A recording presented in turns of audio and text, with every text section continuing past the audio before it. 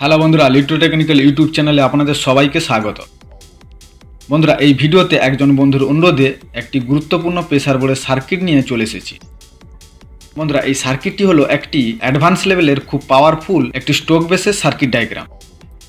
বন্ধুরা, এই সার্কিটটি আপনারা যে কোনো প্রেসার বোর্ডের একটি ব্যান্ড হিসেবে যুক্ত করতে পারেন এবং যে কোনো ওয়াটের অ্যাম্প্লিফায়ারে এই স্ট্রোক বেসের সার্কিটটি ইউজ করতে পারবেন। বন্ধুরা, এই স্ট্রোক বেসের সার্কিটের সাউন্ড কোয়ালিটি কীরকম তা আপনারা না শুনলে বুঝতে পারবেন না, তাই আপনারা অবশ্যই এই সার্কিটটি একবার তৈরি করে ট্রাই করে দেখবেন।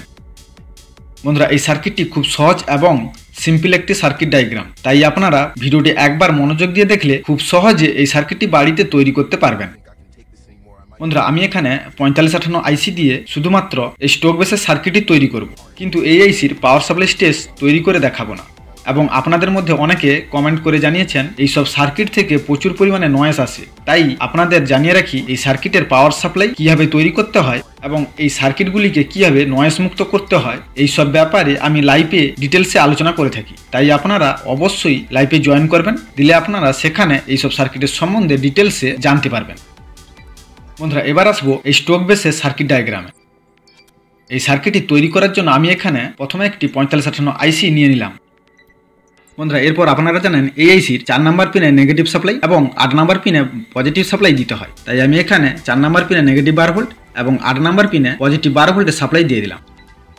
বন্ধুরা, এবার এই সার্কিটটি তৈরি করার জন্য আমি এখানে এই আইসির ইনভার্টিং ইনপুট পিনগুলি ইউজ করব, আর নন ইনভার্টিং ইনপুট পিনগুলি ইউজ করব না। তাই আমি এখানে প্রথমে এই আইসির নন ইনভার্টিং ইনপুট পিনগুলি একসঙ্গে যুক্ত করে গ্রাউন্ড করে দিলাম। বন্ধুরা, এরপর এই আইসির 6 নম্বর পিনে একটি 22K রেজিস্টার এবং আরেকটি 2.2 50 ভোল্টের ক্যাপাসিটার দিয়ে সিংলাইন ইন করতে হবে। তারপর এই সিংলাইন ইনপুটে একটি 2.2K লোড রেজিস্ট্যান্স ইউজ করব, তাই এই আইসির 6 নম্বর পিনে একটি 2.2K রেজিস্টার দিয়ে গ্রাউন্ডের সঙ্গে যুক্ত করতে হবে।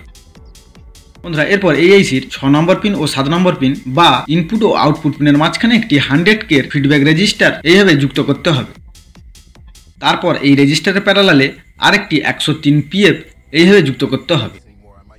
বন্ধুরা, আপনারা এই 103 PF এর পরিবর্তে 153 PFও ইউজ করতে পারেন। বন্ধুরা, এরপর এই আইসির 7 নম্বর পিন বা আউটপুট পিন থেকে একটি 10K রেজিস্টার এবং আরেকটি 4.7 UF 50 ভোল্টের ক্যাপাসিটার দিয়ে আউটপুট পাওয়া যাবে। বন্ধুরা, এবার এই আউটপুট সিগন্যালটি একটি 47K ভলিউম কন্ট্রোলারের 1 নম্বর পিনের সঙ্গে এইভাবে যুক্ত করতে হবে।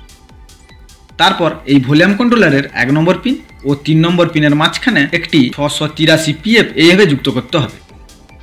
বন্ধুরা, আপনারা যদি 683 PF না পান তাহলে এই PF এর পরিবর্তে 473 PF ইউজ করতে পারেন।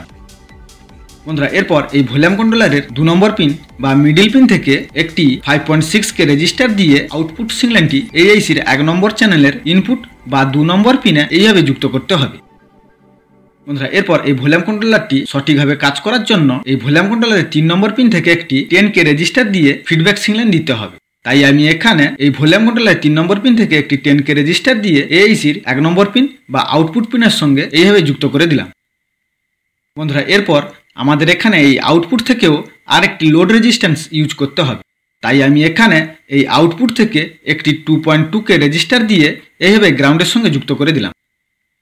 বন্ধুরা, এরপর এই আইসির 1 নম্বর পিন থেকে 4.7K রেজিস্টার এবং আরেকটি 10 UF 50 ভোল্টের ক্যাপাসিটার দিয়ে ফাইলেন আউটপুট পাওয়া যাবে। বন্ধুরা, আপনারা এই সার্কিট ডায়াগ্রামটি তৈরি করার সময় ক্যাপাসিটারের নেগেটিভ লেগ এবং পজিটিভ লেগ ভালো করে লক্ষ্য করে সার্কিটে ইউজ করবেন, তা না হলে সার্কিটটি সঠিকভাবে কাজ করবে না।